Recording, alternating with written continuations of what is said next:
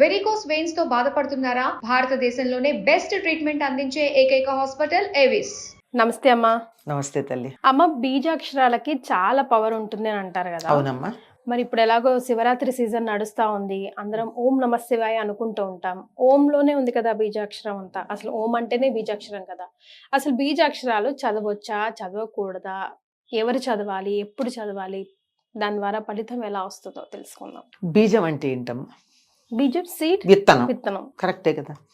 బీజాక్షరం అంటే ఒక విత్తనం లాంటి అక్షరం. ఓకే.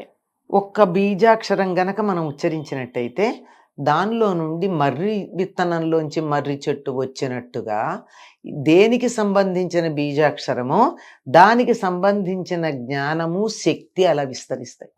అందులో నో డౌట్, అనుమానం ఏం లేదు. దాని పేరే బీజం. అంత పవర్ ఉంటుందమ్మా మాటకి. మరి బీజం బానే ఉంది కానీ మనకి బాగా కంటికి కనపడుతుంది గనక చెప్తున్నా. ఒక శనగ్గింజ ఉంది, అది బీజమే కదా. తెచ్చి అక్కడ ఎండబెట్టి అక్కడే పెట్టాం, మొక్క వచ్చిందా అందులో? అంటే మర్రి కనపడదు గనక శనగలు చెప్పా, రాలేదు కదా. దాన్ని తీసుకెళ్లి నీళ్లలో వేసి ఒక పూట నానాక మొలకొస్తుంది. అప్పుడు తీసుకెళ్లి నేలలో వేయి, లేదా నేలలో వేసి నీళ్లు జల్లు, మొలకొస్తుంది. దాని లక్షణం ఎంత ఉందో అంత మొక్క వస్తుంది కదా. అంటే బీజాక్షరం మొలకెత్తాలంటే ఏం కావాలి? బీజం మొలకెత్తాలంటే ఏం కావాలి?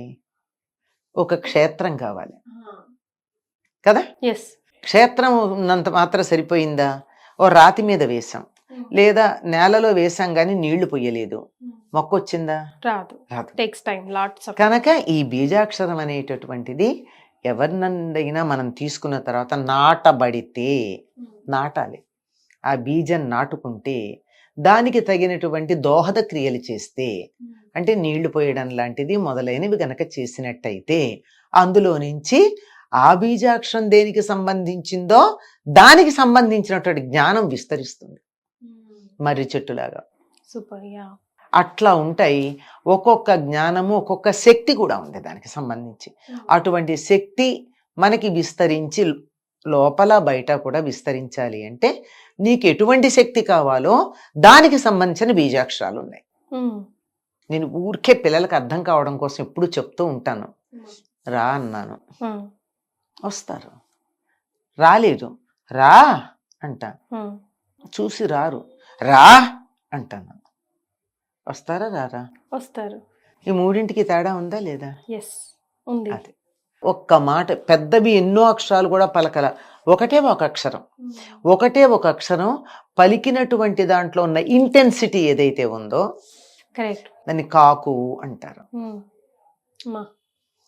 ఇంటెన్సిటీ అనేది జనరల్గా మాట, ఇంటోనేషన్ అంటారు దాన్ని దీంట్లో భాషా శాస్త్రంలో. ఆ ఇంటోనేషన్ బట్టి ప్రభావం మారుతుంది. అంతే కదమ్మా. అంతే కదా. ఇప్పుడు 3 రాళ్ళు చెప్పాను మీకు, ఎంత తేడా వచ్చింది? ప్లీజింగ్, కొంచెం రిక్వెస్ట్, ఆర్డరింగ్, ఇంకా భయపెట్టేది కూడా ఉంటుంది తర్వాత. మరి ఇలా ఒక మామూలు నిత్య జీవితంలోనే ఒక అక్షరాన్ని మనం ఎన్నోసార్లు ఇచ్చిన ఉదాహరణ ఇది. నేను ఎన్నో సందర్భాల్లో ఎంతో మందికి, అంటే నా పిల్లలకే కాదు, విద్యార్థులకే కాదు, ఎవరు అడిగినా నేను ఇదే తేలిగ్గా అర్థమవుతుందని ఉదాహరణ చెప్తా. ఇదే ఇలా ఉంటే ఒక ధ్వనికి ఎంత శక్తి ఉంది అన్న దాన్ని మనం దీన్ని బట్టి అర్థం చేసుకుని జాగ్రత్తగా ఉచ్చారణ చేయాలి. కరెక్ట్.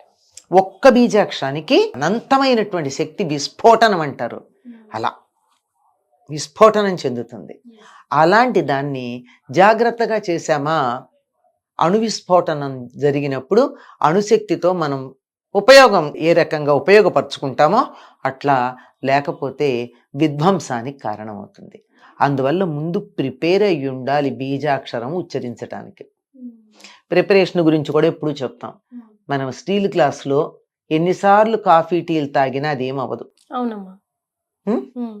మరి ఒక ప్లాస్టిక్ గ్లాస్లో ఒకసారి మంచి వేడి టీ తాగావు, రెండోసారి పోస్తే ఏమవుతుంది? అసలు పట్టుకోలేం కదమ్మా. పట్టుకోలేం కదా, అది పాడవుతుంది. అందులో ఉన్నటువంటి ప్లాస్టిక్ మనకి హానికరం అవుతుంది. కరెక్ట్. మరి సింహం పాలు తెచ్చి ఏ పాత్రలో పోసినా బద్దలైపోతుందిట, ఒక్క బంగారం తప్ప. అవునా? మరి పాత్రత అన్నది ఒకటి ఉంటుంది, అంటే ఒక దాన్ని హోల్డ్ చేయగలిగిన కెపాసిటీ, భరించగలిగిన శక్తి. ఈ భరించగలిగిన శక్తి కలిగినటువంటి వాళ్ళు బీజాక్షరాలు చదవచ్చు, మంత్రాలు చదవచ్చు. మనం వింటూ ఉంటాం, ఏదో ఈ మధ్య ఆంజనేయ మంత్రం తీసుకున్నాడండి మా వాడు పిచ్చెక్కి తిరుగుతున్నాడు అంటారు, ఇంకేదో చేశాడండి వాడు ఇంటి పట్టును లేకుండా సన్యాసి అయిపోయాడు అంటారు, ఇంకేదో చేసిన తగ్గించి మా వాడికి నిద్ర పట్టట్లేదు అంటారు. ఇట్లాంటివి వింటున్నాం కదా. ఎందుకు అంటే పాత్రత లేకుండా వచ్చాయి గనక. It's not able to contain the content. అందుకని బీజాక్షరాలు చాలా జాగ్రత్తగా, మనకి అధికారం వచ్చాక అంటే క్యాండిడేచర్ అర్హత వచ్చిన తర్వాత ఒకళ్ళ నుండి జాగ్రత్తగా తెలుసుకోవాలి. ప్రాసెస్లో చిన్న తేడా వస్తే ఫట్మంటుంది. ఉదాహరణకి ఎంతోమంది ఈ ఆన్లైన్లో ధ్యానము, శ్వాస ఇవి మొదలుపెట్టి అనారోగ్యాల పాలైన వాళ్ళు, అనారోగ్యాల పాలైన వారు ఉన్నారు. నాకే సరిగ్గా ఉండకపోవచ్చు, తెలియకపోవచ్చు. నేను అనుకున్న కౌంట్ 1, 2, 3 కౌంట్ లెక్క పెట్టమంటారు కదా, దాంట్లో తేడా రావచ్చు. నేనే లెక్క పెట్టుకుంటూ శ్వాస పీల్చాలంటే నాకు ఇబ్బంది ఉంటుంది. అదే గురువు దగ్గరుండి ఈ టైంలో ఆయన 1, 2, 3, 4 అంటూ ఉంటే మనం అది పీలుస్తూ ఉండి అదో వారం రోజులు అభ్యాసం అయ్యాక అప్రయత్నంగా మనం నంబర్ చెప్పకుండా పీల్చగలుగుతాం, వదలగలుగుతాం. అప్పుడు అది తేలిక అవుతుంది. నా అంతటి నేనే చేసుకోవాలంటే ఎన్నేళ్ళైనా అలాగే అవుతుంది. అట్లాంటిది ఒక శ్వాస పీల్చి వదిలే దాని దగ్గరే ఇంత తేడా ఉన్నప్పుడు బీజాక్షరాలు, మంత్రాలు ఎట్లా పడితే అట్లా అలా విచ్చలవిడిగా వెదజల్లి పడేస్తూ ఉంటే వాన చినుకుల్లాగా ఏం లాభం? దాన్ని సారం తీసుకోలేకపోతున్నాం మనం. One should be able to hold it. పట్టుకోగలగాలి. నిప్పు చేతులతో పెడితే, నిప్పు చేతుల్లో పెడితే పట్టుకోగలిగినట్టు పట్టుకోగలిగిన కెపాసిటీ ఉన్నవాడికి పెట్టాలి. ఇప్పుడు ఓం నమ శివాయ అనకూడదు అంటే సాధారణంగా నమశివాయ అన్నది అందరికీ ఇవ్వబడిన మంత్రం. మంత్రం దాన్ని ఏమన్నారమ్మా? పంచాక్షరి అన్నారు. పంచాక్షరి అంటే ఏముండాలి? నా మా సి వా య, నమశివాయ, నమశివాయ అయిపోయింది. దాన్ని నేను నామంగా చేస్తే కూడా నాకు అసలు అద్భుతమైనటువంటి ఫలితం ఉంటుంది. ఓకే. ఓం అన్న దాని యొక్క విస్తృతమే నమశివాయ. ఓంకారంలో 5 భాగాలు ఉన్నాయి. ఈ 5 భాగాలు విస్తరిస్తే నమశివాయ అయింది. ఓం నమశివాయ అంటే 2 సార్లు నమశివాయ అన్నట్టు. ఓం అనేటటువంటిది కూడా అదొక్కటే మొట్టమొదట ఉన్న మంత్రం. ఓం ఇతేకాక్షరం బ్రహ్మ అని చెప్తారు. ఓం అనే ఒకే ఒక అక్షరమే పరబ్రహ్మ స్వరూపం. ఆ ఒక్కదాన్ని కనుక సాధన చేయగలిగితే ఇంకేం చేయక్కర్లా, ఇంకా ఏ మంత్రాలు అక్కర్లా, ఏ పూజలు అక్కర్లా, ఏ సాధనలు అక్కర్లా. కానీ చేయగలమా? ఓంకారం ఉచ్చరించడానికి ఒక పద్ధతి ఉంది. శ్వాసతో దాన్ని కలిపి ఉచ్చరించడానికి 14 మాత్రల కాలం పడుతుంది. 14 యూనిట్స్. మనం అ అంటే ఒక యూనిట్ అనుకోండి, అట్లాంటిది 14. మొత్తం ఓ అని చెప్పేది మొత్తం అంతా నేను 14 మాత్రలు చెప్పాల, మీకు ఉదాహరణకి చెప్పానంతే. అంత గనక అలా చెప్పినట్టు ఇలా ఊఢంగా వెళ్ళి అలా చేసేటటువంటి ఓంకారం. అంత ఓంకారం గృహస్థులు చెయ్యకూడదని కూడా చెప్పారు. ఒక్కసారి అది చేయడం ప్రారంభించిన తర్వాత ఏమవుతుందంటే ఇంట్లో వాళ్ళతో ఉన్న బంధాలన్నీ తగ్గిపోతాయి. అంచేత సన్యాసులు 14 మాత్రల కాలం చేస్తారు. మనం మామూలుగా కొంత ఓంకారం చక్కగా చేయొచ్చు. అట్లా చేస్తే ఆ ఒక్కటే చేసినా చాలమ్మా. అదొక్కటే విడిగా చేయడానికి పనికొచ్చేది. ఆడవాళ్ళు అయితే అస్సలు పలకకూడదు అంటారేంటమ్మా? నిజమేనా? అంటారమ్మా, ఎవరిష్టం వచ్చింది వాళ్ళు. నోరుంది కదా అనొచ్చు. ఎన్నో అంటారు. శ్రీమాత్రే నమః అనుకోవాలంటారు. ఇప్పుడు శ్రీమాత్రే నమః ఓం కలపకూడదు అంటారు. అంటే మీరు గాని ఎవరి దగ్గర నుంచైనా లలితా రహస్యనామ సహస్రం గాని ఏదో ఒక మంత్రం గాను ఉపదేశం పొందితే అమ్మవారికి సంబంధించి ఓం శ్రీమాత్రే నమః. ఓం అని అనరమ్మా అసలు. దానికి ముందు 4 బీజాక్షరాలు పెడతారు. ఓం ఐం హ్రీం శ్రీం శ్రీమాత్రే నమః. అవన్నీ ఉపదేశం పొందితే చెయ్యాలి. లేకపోతే శ్రీమాత్రే నమః అంటే చాలు. నమశివాయ అనండి, నమశివాయ అని.